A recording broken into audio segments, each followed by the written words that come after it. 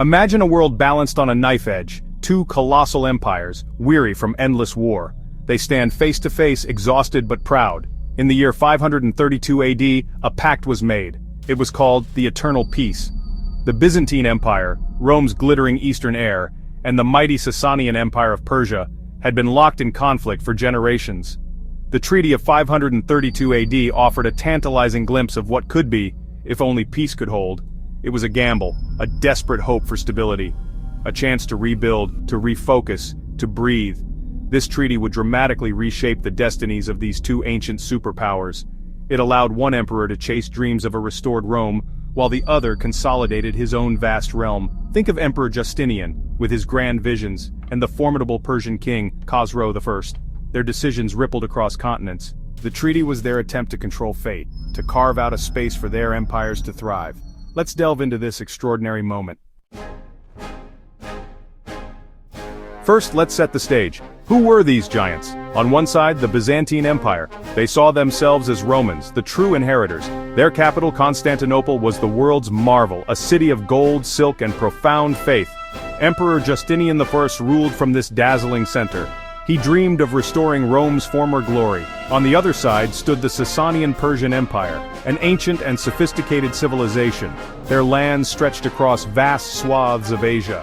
Their culture was rich, their armies formidable. The Sasanian kings, the Shahanshahs or King of Kings, were powerful rulers, often seen as divine.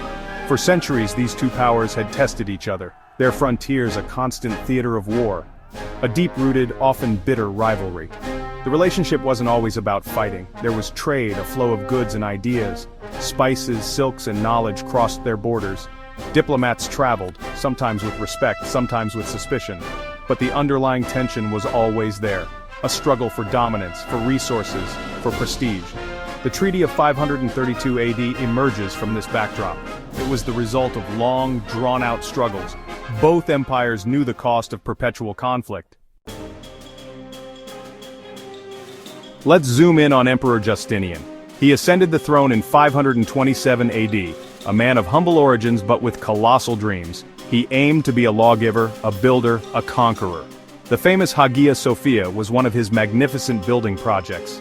He also wanted to codify Roman law, but his greatest ambition lay in the West. He yearned to reclaim the lost Roman territories. But there was a huge problem, a thorn in his side: the eastern frontier bordering Persia. This frontier was a constant drain on resources. How could Justinian hope to reconquer Italy, North Africa, and Spain if his eastern flank was constantly under threat from the Sasanians? He needed stability in the east, desperately. The Iberian War, fought mainly in the Caucasus, had been dragging on for years against Persia. It was costly, bloody, and largely inconclusive. So, Justinian faced a critical choice: continue the endless draining war with Persia, or seek a peace, however imperfect, that would free him up for his Western ambitions. Now let's cross the border into Persia. What was happening in the Sasanian Empire? They too faced their own set of challenges. And they had a new ambitious ruler, Khosrow then Anushirvan, meaning of the immortal soul. He came to the throne in 531 AD, just before the treaty. He is remembered as one of Persia's greatest kings, a reformer, a patron of arts and sciences, but also a shrewd and determined leader. Persia, like Byzantium, had its own pressures. There were internal religious and social tensions. The Mazdakite movement, a radical socio-religious sect, had caused significant upheaval. Khosrow had to consolidate his power. He needed to stabilize his own kingdom. A prolonged, expensive war with Byzantium was perhaps not his top priority either. He was a pragmatist, a clever strategist. Khosrow saw an opportunity. Justinian was clearly eager for peace. This gave Persia a strong negotiating position. They could extract concessions, perhaps even tribute. The path to peace is often paved with war, and so it was for Byzantium and Persia. The specific conflict that wore both sides down was the Iberian War, which raged from 526 to 532 AD. It was fought over control of Iberia. Not the Spain we know, but a kingdom in the Caucasus, modern-day Georgia, a crucial buffer state. Control of this region meant control of vital mountain passes. A classic frontier war, hard-fought and bitter. Emperor Justin I, Justinian's predecessor, started it, but Justinian inherited the conflict and its costs. His general, the famous Belisarius, cut his teeth here. He won a significant victory at Dara in 530 AD, a brilliant tactical display against a larger Persian force. But then came a defeat at Callinicum in 531 AD. The war swayed back and forth, a bloody seesaw. Neither side could land a knockout blow. These battles drained the imperial treasuries. They consumed manpower, men who could be used elsewhere. The civilian population in the borderlands suffered immensely. The death of the Persian king Kavad I in 531 AD and the accession of his son, Khosrow I, provided a potential opening for diplomacy. Justinian, too, was increasingly desperate. So the stage was set for talks. Tense, crucial talks. The brief mentions Belisarius negotiating with Khosrow I. While Belisarius was Justinian's top general in the east, the actual face-to-face negotiations were complex. High-ranking diplomats like Hermogenes and Rufinus were the ones who typically hammered out the details. They acted as Justinian's voice, his trusted envoys. Imagine them, traveling to the Persian lines, carrying the weight of an empire's hopes. Khosrow I, the new Shahanshah, was a formidable figure. He wouldn't have met directly with a general for nitty-gritty talks, but his will, his demands, would have been absolute. His negotiators would have been powerful nobles, men who understood the art of Persian diplomacy. The negotiations were likely tough, full of posturing, each side trying to gain an advantage, testing the other's resolve, looking for weakness. It was a high-stakes game of imperial chess. The presence of Belisarius, even if not at the table, loomed large over the Byzantine position. His recent military successes, like at Dara, gave Justinian's diplomats some leverage. They weren't negotiating from a position of utter defeat, but the defeat at Callinicum and Justinian's internal problems, especially the Nika riots, weakened their hand. The Persians knew Justinian needed peace quickly. This knowledge would have been a powerful card for Khosrow's men. After much tense discussion, an agreement was reached. The Treaty of 532 AD, the Eternal Peace. So, what did it actually say? What were the terms that these two giants agreed to?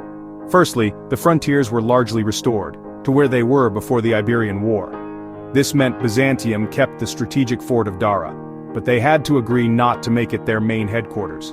Persia, in turn, relinquished some captured forts. A key provision involved financial payments. Justinian agreed to pay Persia a significant sum.